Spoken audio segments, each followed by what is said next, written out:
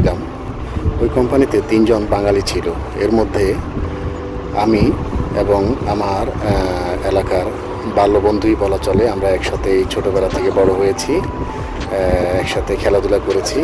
তো আপনারা দেখতেই পাচ্ছেন এই সেই ফ্রেন্ড। আমরা একই কোম্পানিতে ছিলাম। ওর নাম হচ্ছে আরিফ।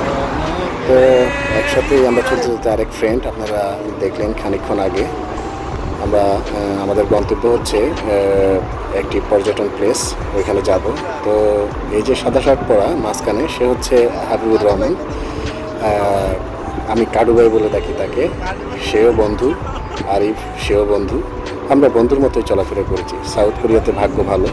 তো হাবিবুর রহমান যে আছে সে হচ্ছে গুনসান ইউনিভার্সিটিতে সে পড়াশোনা করত।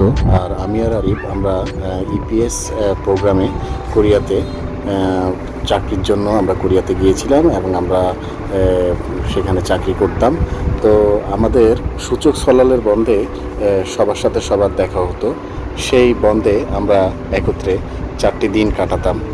তো দেখতেই পাচ্ছেন কোম্পানিতে বাঙালি পার্টি হচ্ছে। আমরা রুটি, তারপর মুরগি ভুনা, পোলাও, সারা দিনই আমরা খাওয়া দাওয়া রান্না করতাম আর একসাথে থাকতাম। তো ওই সময়টা শীতের দিন থাকাতে আমরা ঘরের মধ্যে বেশি সময়টা থাকতে হতো। তো প্রয়োজনে আমরা বাইরে যেতে হতো, অপ্রয়োজনে আমরা বাইরে যেতাম না।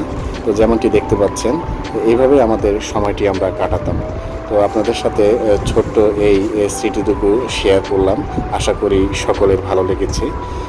আজকের মতো এই পর্যন্তই। পরবর্তীতে আবার কোনো ব্লগে আপনাদের জন্য নিয়ে আসবো নতুন কিছু। সে পর্যন্ত সবাই ভালো থাকুন, সুস্থ থাকুন। আল্লাহ হাফেজ। ভিডিও করতে